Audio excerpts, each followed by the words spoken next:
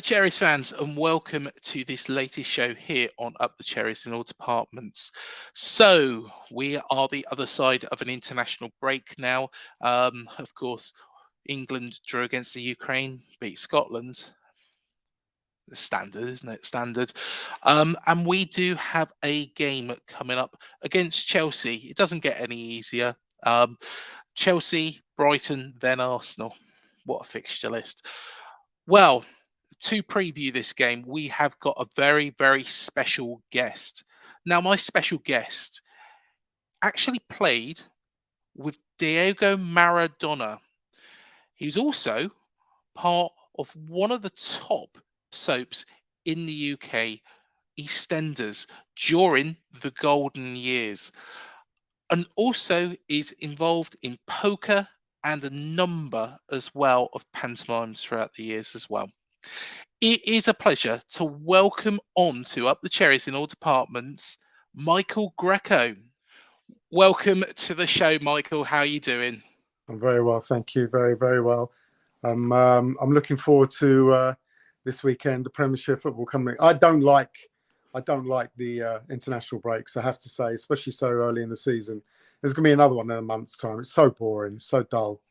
It is, isn't it? You know, And let's be honest, the Ukraine game, was quite interesting. England did play very well, but No, the Scotland game, I think we're head and shoulders above them, dare I say that. absolutely. Listen, everyone's got their opinions about Gareth Southgate and the England team, but that bunch of talent right there on the bench, and some who aren't even in the squad for injury or one reason or another, that is the talent that should win the Euros next year and then the following World Cup. They have the talent, and if you can get a manager, maybe it's Gareth Southgate, to gel them all together, England are favourites by far. There's no other team in the world that any other team would fear more than England because of those players. Yeah, and I got to agree with you because I think, Jude Bellingham, you look at Jude Bellingham and Grealish and players like that, Foden, this is a golden age, really, of English football. It is. A lot of people go on about the 2000s and the Beckhams and players like that who were great in their own right, but this, I think, really is a golden age that we've got. This epitomises them. I think the squad is a lot stronger than it was back in that day. There was a great starting 11 back then when we should have done better, but there's a better 23, 24 men squad, and I think England have the talent more than any other country in the world right now. The only thing I would say that's missing is a really first class centre back. But other than that, because goalkeeper Jordan Pickford, let's face it, has kept Everton up the last couple of seasons, and is world-class goalkeeper as well. In fact, there's probably 4 or 5 players I would say now that England are called world-class. Yeah. And that never used to be the case. Yeah, no, definitely. And, hopefully, fingers crossed, you're right, because I would love to see it in my lifetime. And we've seen so many near misses, haven't we? I know. Well, I'm Italian, so I've had the best of both worlds. So, well, yeah, exactly. Yeah. We might as well quickly go to that. But back in 2021, were you siding towards England, or were you? I'm not going to lie. My friend, a Scottish guy, was obviously rooting against England, and he had a box at Wembley, and he invited me along. And obviously, I had to side with Italy.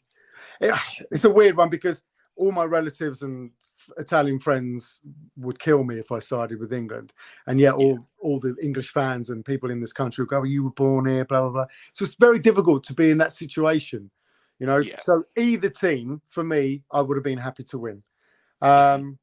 So I was gutted England lost.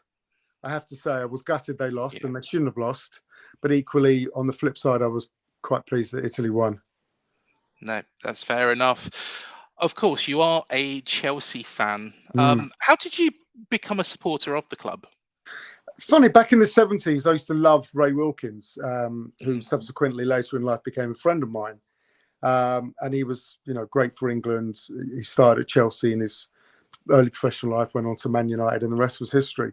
And he was a great player. I loved him, and I just loved Chelsea for what they stood for back then. We weren't a great side, really dodgy stadium. I never went to any of the games. I was a bit of an armchair supporter. In fact, the first time I went to see a game was probably 95, 96, when Glenn Hoddle and Vialli, that kind of era. Yeah. And I became more interested. I've always loved football. It's my number one passion, and I will love football to the day I die.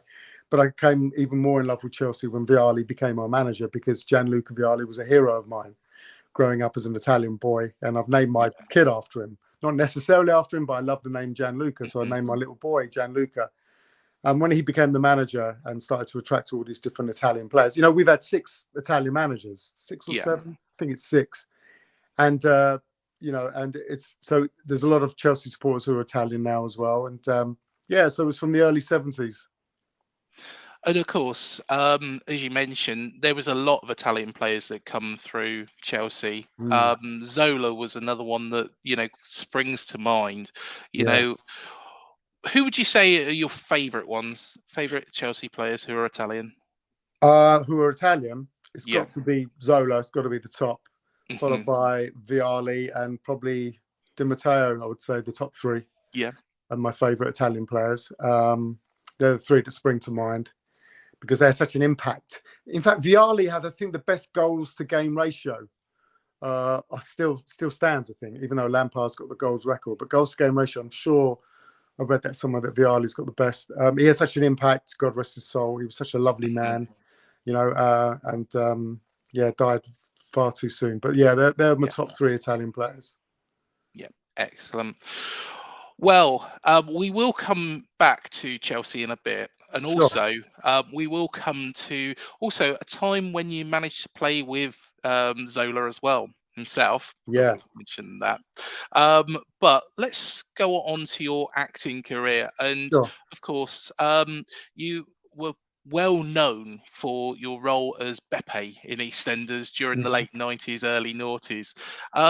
How did your acting career come about? I went to, I did A-levels, had a really good school education. I should have gone to university, really, because my grades were great. And at the time when computers are starting to become quite prevalent in society, I had that kind of computer brain and mathematical brain. But I wanted to be an actor. So I took a year out and then went to drama school, Guildford School of Acting. And then started off in theatre, which was my first love. I loved doing theatre. And got a few TV roles, and I was doing a show called All's Well That Ends Well, Shakespeare play, touring England with the Oxford Stage Company, and I got a call to they wanted to see me. I was in Taunton doing the tour, Taunton in Somerset, and they said, look, they want to see you tomorrow to play a new policeman in EastEnders. But that's the audition for the morning, and then straight after that, they want to see you to play a policeman in The Bill. Same day. So I drove up the next morning, did the audition for The Bill, drove over to Elstree, did the audition for EastEnders, drove back to Taunton. On the way back to Taunton, both had said they want to see you again tomorrow as a recall. I thought, oh God. So, Somerset is not exactly down the road, is it? Yeah. So I then went back to the Bill audition, then went back to EastEnders audition. And on the way back to the theatre, they both offered me the same. Basically the Bill and EastEnders offered me the role. They both offered me 2-year contracts. And so I had to choose which one I wanted to do. And at the time, there was no competition really, because I thought EastEnders was everyone's favourite programme. It was my mum's favourite programme. Everyone watched it. It had 20 million viewers. Financially, it was a lot better because I was a broke actor basically, and was probably like 10 grand in debt. And the rest is history. Talking about golden eras, I think that the era that you was in EastEnders within was the golden era for the soap for me. Growing up, watching it, to be honest, you had the likes of Phil Mitchell, yourself, Steve Owen. I'll make an admission now, Michael. I did have a picture of Michelle Ryan on my wall. Did you? Slater. I did. Yes, I did. She is gorgeous, though, Michelle. She was a lovely girl as well. She's beautiful girl. Yeah. But what do the other actors and actresses think from that time of their period in the soap? I think you're right. It was the golden era. I think television's changed a lot. Back then we pretty much had 4 channels. We didn't have Netflix. We didn't have YouTube. We didn't have a lot of programs on Sky. Sky was just coming into it. So there were really only 4 channels. You know, Channel 4 was quite late, introduced in the 80s, I think Channel 4 was, and then Channel 5 was in the 90s. Yeah. So, you know, we didn't really have many channels, and ITV and BBC dominated people's viewing. And it was a ritual. People would sit down, 7:30, EastEnders, 8 o'clock Coronation Street, sit down with the family, you know, and the tune would come on. You'd sit down and people would watch the omnibus, which was great. Even people who'd watch EastEnders during the week would still watch the omnibus because they'd be hungover from a night out, you know, watch the omnibus, and everyone would fall asleep in front of the telly. Listen, EastEnders was never the most enjoyable comedic program, because I think people loved watching EastEnders, and maybe still now. I haven't seen it for a while. Maybe they watched EastEnders because it made their lives feel a lot better, you know. And but some of the storylines were fantastic. I was involved in a storyline with Grant Mitchell and Tiffany. Yeah. There was a love triangle, and the scenes I used to have with the Mitchell brothers were quite close to the bone, let's say. Me and the guy who played my brother came in, and the Mitchell brothers had been there probably 10 years, something like that.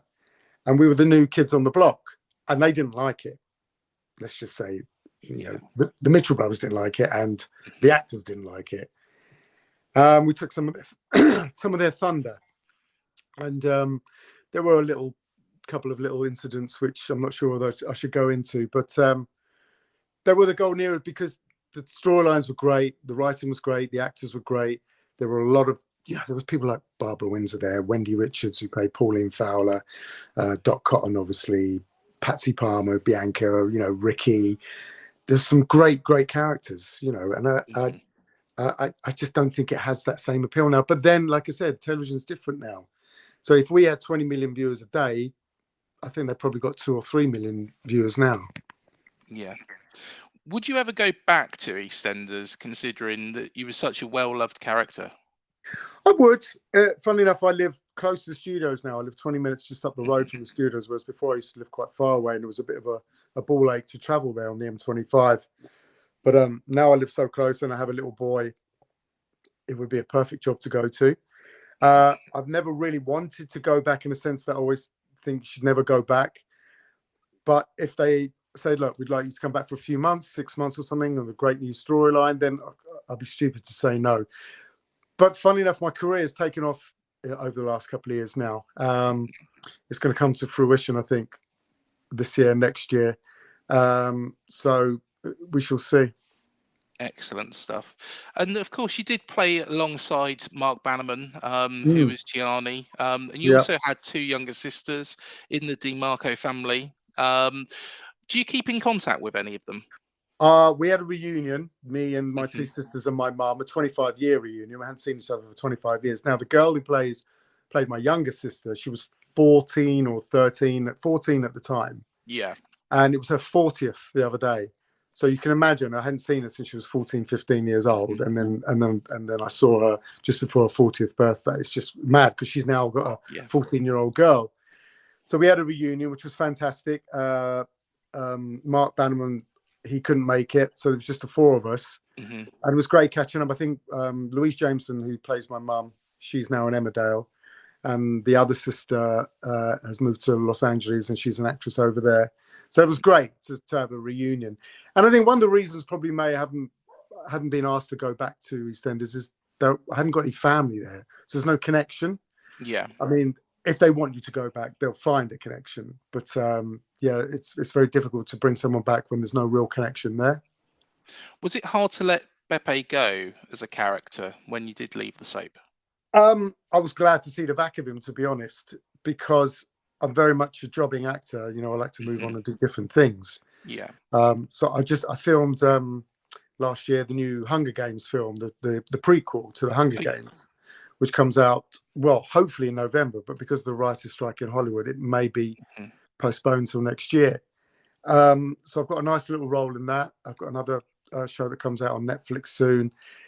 And so things are going really well. So even though it was good to see the back of Beppe, to actually recreate him again would be great. But I don't think, I haven't been asked to go back. So, and virtually everyone's been asked to go back other than my character. So I don't think it's going to happen ever. No, fair enough. And your show on Netflix, I did have a little look actually. Is that Cleopatra? That's it. Yep, Queen Yep. Cleopatra. Yep. Excellent. Good stuff. So do check that out as well, guys, on Netflix. What I did want to go on to next as well is something, and believe it or not, I remembered this. As soon as I reached out to you, I did remember this. Right. And you was involved in quite a big football match back Yeah. in 2006. How it all come about was I was up in Manchester with an ex-girlfriend years and years and years ago. It's 2006, and she went to the Girls Aloud concert. And of Right. course, I thought, what do I do? In Manchester. And of course, Soccer Aid was on the first Yeah. one, the First first one. one. And of course, she played in that as well. I Go on, did. tell us the whole story. Well, I was in Barcelona playing poker because I was a professional poker player and I still Yeah. play. And I was playing in the European Tour event, and I was doing really well. It was late at night, and the guy who I used to play football with Anton Deck, Robbie Williams, Johnny Wilkes, quite a few slips, Craig David, Ralph Little. We all used to play on a Wednesday night under the Westway in West London, and so we were all good friends. And their director was a guy called David. I can't remember. Anyway, this guy David calls me up, texts me about 11 o'clock at night. Says, "Where are you?" I said, "I'm in Barcelona playing poker." He said, "Would you love to play in the Soccer Aid?" Because Eddie, the racing car driver, not Eddie Jordan, was it Eddie Jordan? The racing car driver, the Irish guy, had an injury, and we needed a replacement, and there's no one better. I was like, "Okay, when do you want me?" He goes, "Well, we start training tomorrow morning in Fulham." I was like, "Great, I'll be on the first flight in the morning from Barcelona." So I went all in with my chips. I don't know if you know poker, and I won the pot. Yeah. It was a massive pot. I was like, "Oh my God." And I kept going all in with rubbish, and I kept winning. I was like, 20 grand to the winner here. But eventually I lost. I went to the Barcelona airport, got the first flight out about 5:30 in the morning, flew over to England, and met most of the team. Now, if I tell you my team, you will go, wow. So we had Pete Schmeichel in goal. We had Desai, being a big Chelsea fan, he was centre-back. Mateus, who won the World Cup with Germany. Yeah. Dunga, who played for Brazil, captain of Brazil. Ginola. Yeah. Hullet. Who else can I say before I get to the last two? Some others will come to me. Zola, who's obviously one of my Chelsea heroes, and none other than Maradona playing, and me, and two or three other celebs. I played left back, and there was one point when Clive Tildesley was a commentator. He said, "Greco to Maradona to Greco." I mean, that should be my ringtone, really. Yeah. I remember being sat next to Maradona in the Old Trafford dressing room in the way end dressing room, and he was sat next to me, and he rolled up a pair of his socks at half time, and he started doing kick-ups with them next to me. And I was like, wow. I mean, I'm a good footballer. I was a good footballer, but I was terrible at kick-ups. Like, I had great skill and great speed, but doing kick-ups, I was dreadful. And I was just in awe that there was Maradona, probably the greatest footballer that ever lived, next to me doing kick-ups, And it was the greatest day of my life, playing, other than my child being born. It was the greatest day of my life, playing in front of 75,000 people, walking out of that tunnel just behind Maradona.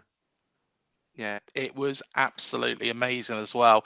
And passing the ball to Maradona and then getting the ball passed back to you, incredible. Is something else. It shows that you are a good football player, because at the end of the day, if Maradona didn't think that, he would have passed it elsewhere, right. wouldn't he? I know. I played for 90 minutes, so they kept me on. So they must have thought, well, we've got to have some celebs on there, so we'll just keep him on. I was knackered afterwards. I couldn't walk for a week. But one of my favourite memories was during training for the week leading up to the match. John Franco Zola would teach me how to take a proper free kick. And I just thought, this is just so weird, a guy that I've just looked at and just followed since he's been at Chelsea, and how great a player he was for Chelsea. He was teaching me how to take a proper free kick. It was stuff that just dreams are made of, basically. My dad, who was Italian, passed away before he could watch the game. And if he had seen me playing with Maradona, because we're from Naples, you see, And Maradona is like a god in Naples, and my dad adored Maradona. And if you could see that I was playing with Maradona and Zola, it'd been the proudest day of his life. It's an absolutely incredible story, Michael, and honestly, it's incredible just to watch it. To be honest, to be there to actually watch the game, but to Yeah. actually have played on that same pitch. Wow. I had to mark Les Ferdinand, which at the time, he was only 2 or 3 years older than me and still could play. And let me tell you, those elbows, they went close to my nose many a time. And then I had to mark Paul Gascoigne, who still had it. You know, these players, even though they haven't got the pace, they've got the skill and the know-how to just run rings around you. Les Ferdinand had just recently retired as well, hadn't he? He was. Yeah, that's what I mean. You Yeah. know, and I mean, honestly, I can't tell. I was a good player, but I am lower league compared to a professional footballer. Even the League Two, League One guys are far beyond an amateur. But a professional like Les Ferdinand, who just finished a couple of years before that, I mean, come on. Paul Gascoigne, one of the greatest English players that ever lived. No chance, Greco. No chance. No. But I did hold my own, I have to say. Exactly. And you've always got that memory.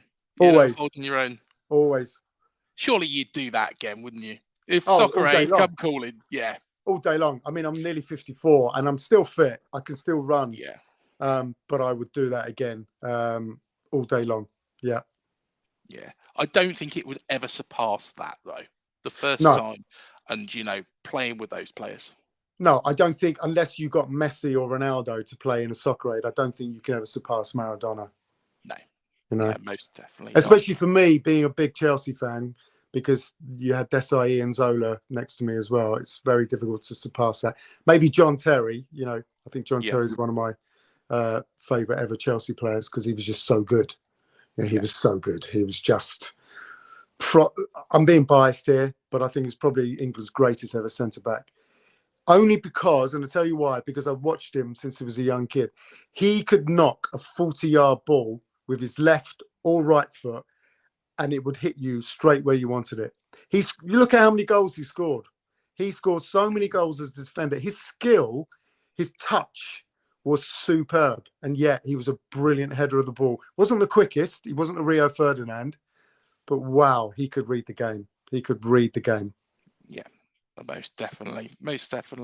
And of course, the squad was managed as well by Ruud Gullit, and of course, Gus Poyet was his assistant as well. So, what an experience that is. Yeah. I know you did mention there as well, you were a professional poker player and still play to this day. But I was having a little look at your stats as well on this front. And they're pretty impressive since you started playing poker was it 2005, 2004? Yeah, it was something like that, 2005. I became sponsored. I made 3 World Series final tables. Came very close to winning a bracelet, coveted bracelet. Just got very unlucky. When you get to a final, the skill factor is leading up to a final table. And when you get to a final table, you're pretty much all in pre-flop. On a race, ace king versus queens, ace king versus jacks, or something like that, and you just got to win those races because there are so many chips. The blinds get so big that if you win those races, you win tournaments. And I lost one. I was third in a huge event. I won $250,000. I think the winner got 650,000, and I just lost the race. I had ace 10. The guy had pocket 7s, and I didn't hit my ace or 10. Otherwise, he goes out. I get in the top 2, and I could have won 650 grand. So, yeah, I still play now. I live in Hertfordshire near Luton Casino, so I play there every now and then and still do really well. I do it more as a hobby then. But back then, it was I was earning a good living. I think it was it 2009 when you come third, didn't you? In the that's the one. Yeah, that's the one I was telling you about, the World Series of Poker. Yeah, the main event, final table, came third. Incredible story as well. To go from and do you feel that your time as an actor, helped you when you do get to that final table? Maybe when you're trying to bluff through things, do you think it helps at all? I don't think you have that much of an edge because the greatest players, who tend to get to final tables show no emotion. They're great. You know, they really do have poker faces. It's a cliche, but they show no emotion whatsoever. Some amateurs or some people who've got to the table who've been quite lucky do show their emotion by the way they just by someone breathing, just by their pulse in their neck and their eyes. You know, that's why people wear sunglasses, because the eyes give away a lot. The eyes give away a lot, and some people can't handle it, so they have to wear sunglasses. I think it should be banned, especially on a final table, because poker, I can't play online. You see, I can't play online. I've never won online, and because I'm good at reading people, reading the situation. You know, I have a good sixth sense of the situation, whether I think someone's bluffing or not. That was my forte. And of course, during this time as well, you were in pantomime and actually did pantomime at Poole Lighthouse. Which I believe, was it Aladdin back then? It was Aladdin. I was Abanazar. Yeah, I loved it. It was my second ever panto. And I stayed in a place in Bournemouth, my friend's flat. And I'll drive to Poole every day. Beautiful, beautiful place, you know, down by the sea and the marina and everything. Yeah, incredible. Such a beautiful place. I loved it. And you still do panto to this very day. I believe, was it last year as well? You was the part of Jafar in Aladdin as well. Yeah, so I've done panto 3 times now, and I did it again last year for the first time since I did it in Poole. Took a break from it because it's a long, hard slog at Christmas time, and you're there for 5 to 6 weeks, 2 to 3 shows a day. And it's a real hard slog. Don't get me wrong, the money is fantastic, but for me these days, it's not that I've got loads of money. I haven't, but money's not the most important thing in my life. My little boy is, you know, and seeing him, not being able to see him most of December was tough, because he was at the time he was only 1, and so not seeing him grow up and take his first steps is always tough. Being a dad now, I have so many more priorities. So, and he's my number 1 priority. So I won't be doing panto this year, because actually I'm doing a tour of a play called The 12 Angry Men, which we start rehearsals in a few weeks' time. So hopefully it might go down towards Bournemouth and Poole area. So I'll see. We haven't had the schedule yet, but I start touring in that for 7 or 8 months, and that's going to be tough being away from him. But you know, it's work, and it's got to pay the bills. No, very true. I do understand exactly where you're coming from. As a father of 2, you know, it's very, very difficult when you're having to work away, and, you know, when you don't see the children for so long. Absolutely. He's everything to me. He's my whole life. You know, the love I have for that boy is like nothing I've ever experienced. And he's already loving football. He's loving golf. We play golf in the back garden. He's a proper little sportsman already. Yeah, hopefully he's going to make a good. I think I'd love him to do well at school. I don't want him to be an actor, that's for sure. But if he can be a sportsman, a golfer, or footballer, then great. Chelsea fan? Chelsea fan? Oh, absolutely. Good. My stepson, I live with my missus has got 2 kids, and my stepson is a Spurs fan. So let's just leave it there. Yeah, fair enough. Might have to convert. There is no way my real son, is going to be anything but a Chelsea fan. Put it that way. I don't blame you, Michael. Spurs will be the last team that he will support. Well, let's go on to the football, because, of course, Chelsea, it was a rotten year last year, wasn't it? Let's be perfectly honest. Yeah. What went wrong? Because Thomas Tuchel, at the start of the season, I thought that Chelsea were going to go far. I thought Chelsea were going to do very, very well. I think everyone did. It just, the wheels just fell off. There are a number of reasons why. I tell you what, Thomas Tuchel, something happened backstage, as it were, with the owners. So it wasn't to do with the on-field performances, because I think we drawn in the Champions League with Zagreb. We hadn't started brilliantly in the league, but it wasn't the worst start. It only been a few games. Yeah. But we still had faith in. We just won the Champions League, for God's sake.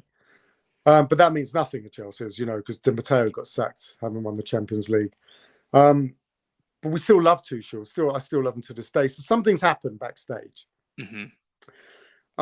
Now, Chelsea, the whole upheaval with the new owner, and a lot of his decisions and who he's bought have been dreadful. Yeah. Don't get me started about Cucurella and Lukaku, two of Chelsea's worst value for money signings we've ever made, ever. 165 million for those two is just a joke. I think Cucurella is the worst player Chelsea have ever signed, not just because of the 65 million, but as far as talent's concerned. He might prove me wrong this year, but what I saw of him last year, Brighton must be laughing to the bank when they sold him for that amount of money. He has been a joke. He looks like someone who's won a spot the ball competition and is able to play for Chelsea. You know, he plays with his hair more than he does the ball, and it infuriates me. I think he's useless. I might get a few people come back at me going, no, he's the son of... I'm sorry. I'm a good judge of character. And unless he really progresses, I don't think he'll get a start. I don't think he started well with Pochettino. I'm not sure. He's not started a game yet, I don't think. Maybe in the League Cup against Luton. I think he's against... who did we play? Wimbledon. Yeah, I think he started them. But I think so last year, a lot of things went wrong. There was no foundation. There were no true leaders. We had too many flair players. We didn't have a Diego Costa up front, a Drogba. The whole thing about Chelsea over the last 15 to 20 years of our success is we've had goals from every position on the pitch. Yeah. And Chelsea weren't having that. The midfielders, you know, you have Lampard, Malouda, Kalou, all these people in the midfield that would score umpteen goals. We didn't have any of that last year. I think our top goal scorer at one point was Reece James. You know, who I love, by the way. We weren't scoring goals. The confidence was shot. We were bringing in manager after manager. Graham Potter wasn't the right fit for Chelsea. Great manager, did well at Brighton. Wasn't a Chelsea manager from the beginning. I really wanted him to do well. English manager, first English manager other than Frank since Glenn Hoddle. I really, really wanted him to do well. I thought, come on, Graham, let's do this. Didn't take off. Didn't like his attitude on the bench. Didn't show enough passion in his interviews. Didn't show enough care. I just thought, it's not a Chelsea manager. Now we've got Pochettino, and we haven't started brilliantly this year. But I think I certainly have faith in him because he's been there, seen it, done it. Nearly won the Champions League with Spurs. Did brilliantly well that year. They came third at the end to Arsenal, didn't they, in Leicester? Yeah. In fact, I was at the game where we drew 2-2 with Spurs at Stamford Bridge, and that kind of stopped Spurs winning the league, which was great. It was our cup final that year. And I was right behind where Hazard curls the ball into the top corner and slides on his knees towards the Spurs fans. It was the greatest moment. Honestly, if any Spurs fans are watching this, they will hate me because of my hatred for Spurs. Any Chelsea fans listening will love me because they know exactly what I'm talking about. I remember it. I do remember it. Yeah. And we pretty much put a stop to Spurs winning the league. And then Arsenal pipped them at the end, didn't they? That was our cup final that year. All we wanted to do was... We were losing 2-0 at half-time. I was livid. We were all livid. We were like, oh, my God, this is useless. And then Chelsea just came out firing. There were about 12 yellow cards that day. And I actually used to be good friends with Fabregas. And I saw him afterwards because we all went for some food. I went, wow, that was a battle. He went, said he's never been in a game like it. It was almost as if Pochettino went, go out there and just kill him. Go out there and I want every one of you to get a yellow card, not a red card, a yellow card. It was a battle, the biggest battle I've ever seen on a football pitch. Of course, you have had 2 defeats so far this season. One against West Ham, one against Forest. And Pochettino is in charge of the club. Do you feel, have you got faith in him? Absolutely. It's early days for me. If you look at the games we played against Liverpool, we were the better team and should have won that game. We had a lot of possession, just couldn't finish. Again, the same story from last year. Against West Ham, the Fernandes penalty at the end of half-time, should have scored, missed it. West Ham came out firing. Could have been another, should have been another win. We dominated that game again. Second half, West Ham came out and they did well. And they really they took it to Chelsea and won the game. I went to the Luton game, Chelsea, my first home game for a while because I've been very busy. And we looked impressive. We looked really impressive. Luton played okay, for a team that's trying to find their way. I hope Luton survive because my missus is a Luton supporter. I really hope they survive. But Chelsea played really well, and Jackson looked great. Sterling started unbelievably well.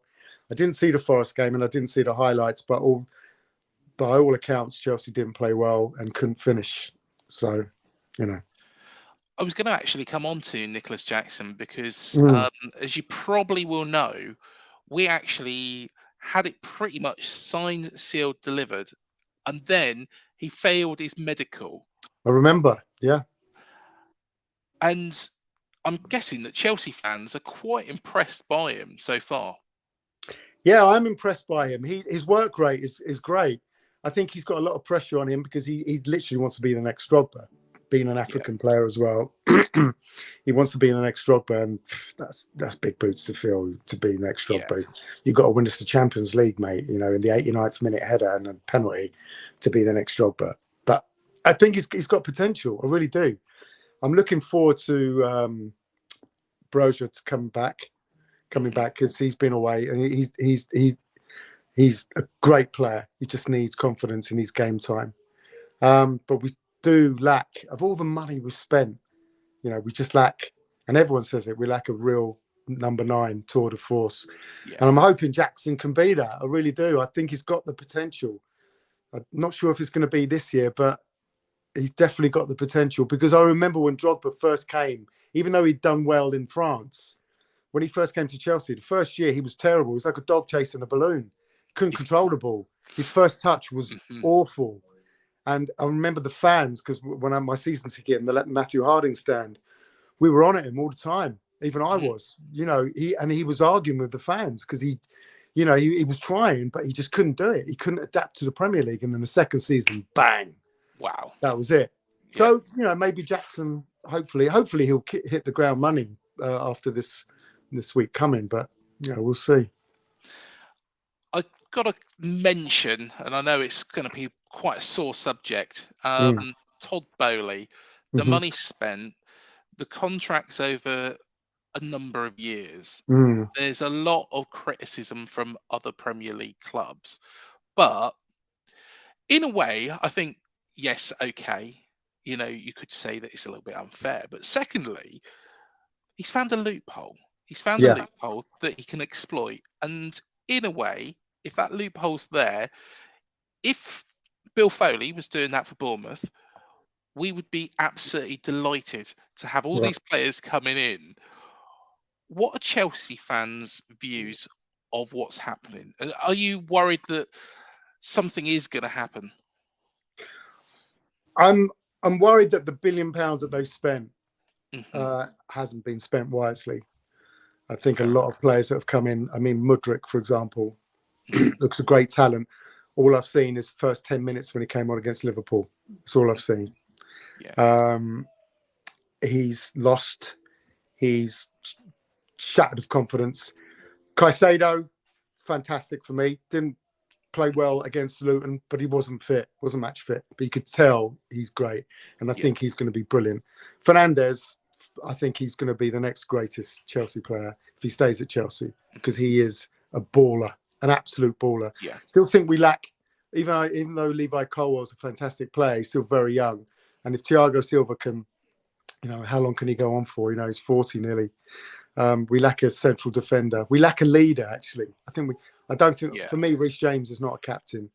Even though he's a great player and I love him, he's not a leader. We're looking for another John Terry, basically. So I think a lot of Chelsea fans aren't worried. We're not worried about the money. I think what we're worried about is the amount of money that we've spent. Are we going to gel together at some point? Is this? Do you know what's going to happen at some point? One team, and it could be Bournemouth, could feel the wrath of Chelsea. There could be one game that it kickstarts and Chelsea get 5 or 6, and that'll kickstart the season. I remember when Conte came his first season, we lost, I think, 3-0 against Arsenal. Then I think we lost 3-0 against Liverpool. Then he changed the system, And then we went on a 13-win run and we won the league that year. Mm-hmm. Now, I'm not going to say that Pochettino is going to do the same thing because this is a very young squad. But I think he's got the talent and I think he's got the know-all to see who's worth it and who's not. So I've got full faith in Pochettino. I think most Chelsea fans have. As far as the FFP thing is concerned, there is a loophole, and they've taken advantage of that. Not doing anything wrong. Look, come on. Every team in the world, if they could have the money to spend, they're going to spend it. I'm sorry. Look at Newcastle. What a difference it's been for them. You know, Man City, you can say, you have a go at Chelsea. Man City become the greatest team in the world, not just in England, in the world, because of their finance and the number one coach. Back in the day, Blackburn, when they won the league, they won it because they bought big players. Abramovich's era, we won the league because we bought amazing players. Mm-hmm. You know, and I think that's just the way football's becoming now. Saudi Arabia, they're trying to do really well because they're buying all these players. All right, a lot of them are past their best. But that's what they want to do. Unfortunately, money talks, and it's killing the game. It's killing our beautiful game. I love this game. I love football. You know, when people talk about football, you can talk to. I can sit in a room with anyone in the world if they speak English, and they could have nothing to do with acting. They don't know who I am. They're whoever they are in the world, and if they love football, I could talk to them all day about it. Like I'm talking to you. I could talk about football all day, and I love it. And I'm passionate for my team. I want them to win, but it's going to take a while. It's going to take a while. And likewise, I can totally agree with that. One thing I would say is, and this is another thing that has popped up, is that Graham Potter, that he was trying to do something building something from the ground up at Chelsea. Now, if this season, isn't successful, and I guess success at Chelsea is winning something, getting in the Champions League. Yeah. If this season isn't classed as a success, do you stick with Pochettino, and because you have got such a young team, and leave him just to gel that side together? It's difficult to say that because what is success? Top four, winning the League Cup, winning the FA Cup. Not going to win the league, obviously. Not going to make top 2 or 3. Might make 4. Depends how the other teams get on. What is success for Chelsea this season? I don't know. Obviously, we won't do as bad as we did last season. For me, success is seeing a progression in how Chelsea play. Because for years, even though we won stuff, Chelsea were quite boring football. And, last year was the very first time when Chelsea were live on Sky. It's the very first time ever I've not watched a Chelsea game because I wanted to watch Arsenal play Man City. I think that was the other game on Sky. And Chelsea were playing someone. It was a nothing game. And I didn't want to watch it. It's the first time I've ever not watched my own team because I wanted to watch another game. So for me, success is bringing a brand of football back that we can all get excited about. When I went to see Chelsea and Luton, it's the first time I've heard Stamford Bridge be so loud for a long, long time. Because we were playing some great football. We were scoring goals and everyone was pulling together. And you could see when Chelsea scored, they had that camaraderie with them again, where, all the players were there congratulating each other. And I love that. Yeah. And I think you're just waiting for something to click, like Conte did when he won those 13 games on the trot. He was waiting for something to click and he made it click. And I'm hoping Pochettino can do something very similar. For me personally, success would be top 4. Not worried about a League Cup, Carling Cup, Carabao Cup. I'm not too fussed about an FA Cup. We've won so many of those. For me, for progression, is to challenge for the top 4.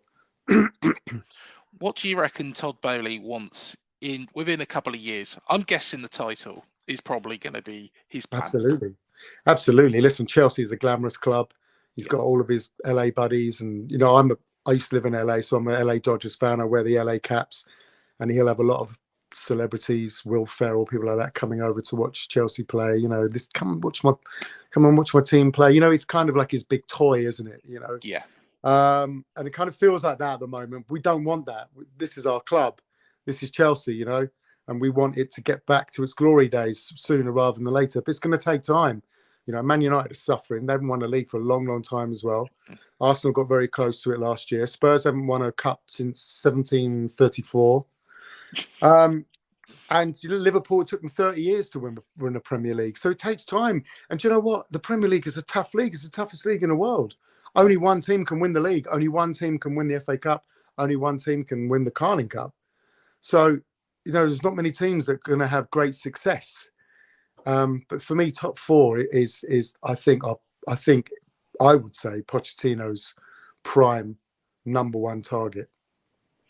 I think there's only one time really in the past, 20 years where I could say that a side has emerged from nowhere. And that has to be, and again, another Italian, Claudio Ranieri, former Chelsea manager, and what he did at Leicester as well. Yeah, I think that's incredible. Yeah, he was the tinker man at Chelsea. He was a laughing stock with us in the first Abramovich era before Mourinho arrived. Do you know who I feel sorry for though? It was because I remember Leicester were the season before they won something like 6 or 7 games on the bounce to stay up, didn't they? And they were playing great football. Yeah. The manager was the manager for Bristol City. Pearson. Yeah, Nigel Pearson. And he got sacked, didn't he? Because something happened with his son in Thailand or something. Yes, yeah. And actually that was the same side that he built, and that side, I do believe that side managed by Nigel Pearson would have won the league as well. I don't believe Claudio Ranieri was the magic solution to that team, because that team was so good, with Mahrez and Kante. Drinkwater was playing brilliantly at the time as well. Yeah. And the defenders and Vardy was on fire. They were a great side. And maybe I'm doing Ranieri a disservice, but what I saw at Chelsea with Ranieri, I wasn't impressed for those 3 or 4 years he was there. Yeah, no, most definitely. And to be honest, that's quite good. I've never thought of it like that, to be honest, Michael. I've never thought about the Leicester winning the league. Yeah, Pearson. I don't think he gets as much credit for building that side as what he probably deserves, actually. Yeah, absolutely. And I'd love him to have that question. Would you think you would have won the league as well that year? I think he would have said yeah, because I think he built such a great side, because they were playing such great football from the off, because they had such a talented side that came from nowhere. All those players gelled, and he made them gel the season before, and then they just carried it on. I remember when Arsenal last season was like another Leicester to me. I was thinking, they're going to fade away. No, they're going to fade away. No, they're going to fade away. They eventually did, Arsenal, but Leicester didn't. Come Christmas, they were like, come January, February, they'd be gone. Come March, they'd be gone. Come April, they'd be gone. Oh my God, they're going to win the league. And it was like, oh my God, they've actually won the league. And I thought that was going to happen to Arsenal, but there were 2 or 3 games that they lost a lot of points in. But yeah, I think he's a great manager. I think he would have won the league with them. Yeah, no, it's a different spin on that Leicester side. Of course, it's quite sad that they've dropped into the Championship now, but it is because they're a great side, and the owner who lost his life, the legacy. It lives on. They'll be back. They've got such great players there still. They kept hold of a lot of them, so they'll be back. I guarantee. I am a betting man, as you know, and I would put them in the top 2 at least, or definitely the top 6. But I think they'll make top 2. Yeah, I got to agree with you. I think they probably win it. Yeah, I think they win it as well. The Championship is, as everyone knows, is a hard league. I think Preston are first and Ipswich are second. That can change overnight, because anyone can be anyone in that league. But I think Leicester will probably have that consistency. Yeah, I think at the end of the season. I think so, because they've still got the class players there, and if they they have kept hold of them, because the window's closed. But I think come January, when the window opens again, I think they'll probably be top of the league, and they'll strengthen and keep hold of their players. Yeah, well, fingers crossed for Leicester fans. But final question, really. I do this with all my guests. How is it going to go on Sunday? Can Chelsea beat Bournemouth, or are we going to surprise? Because let's be honest, there's been some classics on our front throughout the years. And yeah, probably some games that you don't really want to remember, Michael. No, I mean, you came to the Bridge, was it a couple of years ago or last year, and beat us? It was a massive shock. Yeah. Bournemouth are one of those sides like Brentford that you can't help but like. You know, you want them to stay up. I really wanted them to stay up. I really wanted your manager to keep them up. And obviously, subsequently, he's not there anymore. But it's one of those teams that, you know, the fans are great fans. I love Bournemouth as a city, to be honest, or as a town. I love it. It's just a great place to go out drinking for a start. Yeah, definitely. And I've been there many times. And it's, but I got feeling things are going to click for Chelsea against Bournemouth. And I am a betting man, and I would put both teams to score with Chelsea winning, I think, because I think we are due to score a few goals. And I think with people like Raheem Sterling's been rested, and a few people who have been rested, and maybe even Reece James might be back, I think Chelsea could kick on. Personally, I think we've got such a difficult start to the season. So, of course, drawn to, lost to. Liverpool and Spurs, you don't expect they're bonus games, really. And I've got to say, Chelsea is a bonus game, as is Arsenal, who are coming up the other side of a game against Brighton away, which isn't easy. Do you know what I would say to you, though? Because I know you guys are worried about relegation. I'll say this to any team fearing that, is that all you've got to worry about are three worst sides. Yeah. So, for example, Luton and Sheffield United, no disrespect to them both, but at the moment, they are looking like the two worst sides, aren't they? Yeah. So there's just got to be another side that goes down. So then you think, okay, there's a 7-1 shot. It's going to be you. You know, there's probably 7 or 8 teams that could fit into that category. And then you've got 10 teams that financially won't. So I always think, if you're worried about going down, like my friend's a Brentford supporter, and he's like, oh, I'm still worried about going down. It's like, don't be stupid. There are 3 worse teams than you are. Come on. Brentford are going to be a mid-table for the next few years. So there are always going to be 3 worse teams than Brentford. So I think, as a Bournemouth fan, I would look at it positively and go, there are 3 worse teams than Bournemouth over the 38 games. Yeah, I can't disagree with that. I think, you know, Everton look poor. Poor, yeah.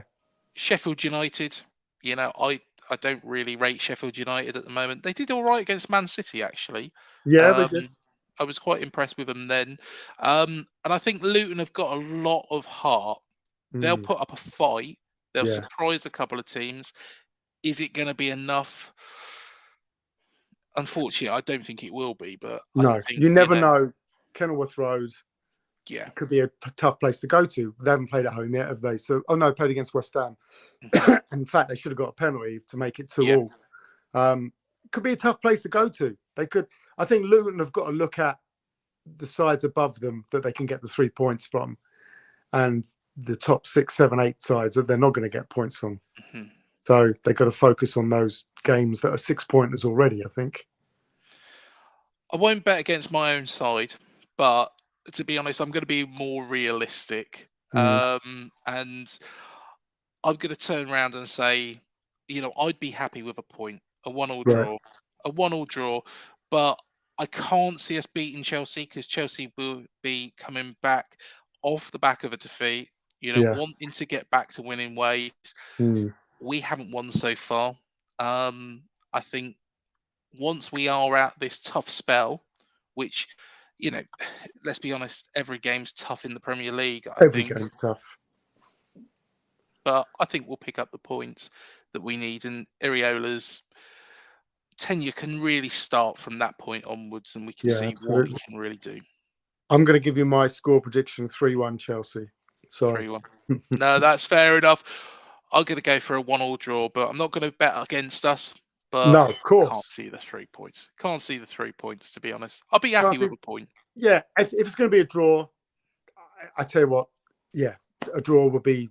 Let's see what it's like on the day. Like I said, Chelsea are ready to strike at any time, so it could be against Bournemouth. Nah, fair enough. Well, Michael, it's been an absolute pleasure having you on this show. all the Gotcha. very, very best Really for enjoyed it. whatever you put your hand to. And yeah, likewise, really, really enjoyed it. Love the Soccer Age story and, the memories as well of Yeah, that. great memories. And yeah, do remind us, what is coming up for Michael Greco? So I'm in the new Hunger Games film, which starts soon. It's a prequel to the trilogy. It's about Donald Sutherland, who was the lead in the first one. It's his story, backstory. So I play one of the dads of the kids. I'm doing a tour of 12 Angry Men, which goes on tour from November onwards around the country. So hopefully it'll come towards Bournemouth.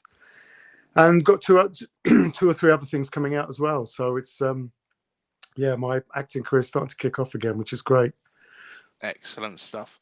Well, all the very, very best, and no doubt we'll keep in contact. And Absolutely. yeah, when the reverse fixture comes up, might have to get you back on again, Michael. Absolutely, definitely. Thanks so much, mate. All the No very, very worries. best. Cheers. And thank you, everybody, for joining us on this show. Please remember to hit the like, the subscribe, the bell button, leave your comments below as well. Do check out all of our recent shows. We've had loads of interviews throughout our time on YouTube, and we're going to be doing a lot more as well. So do check those out. Please also do visit our Instagram page as well as our Facebook page as well, which will have all the details that you need to know about the channel. But until the next show, up the cherries, and we'll see you in the next one. Thank you for joining us.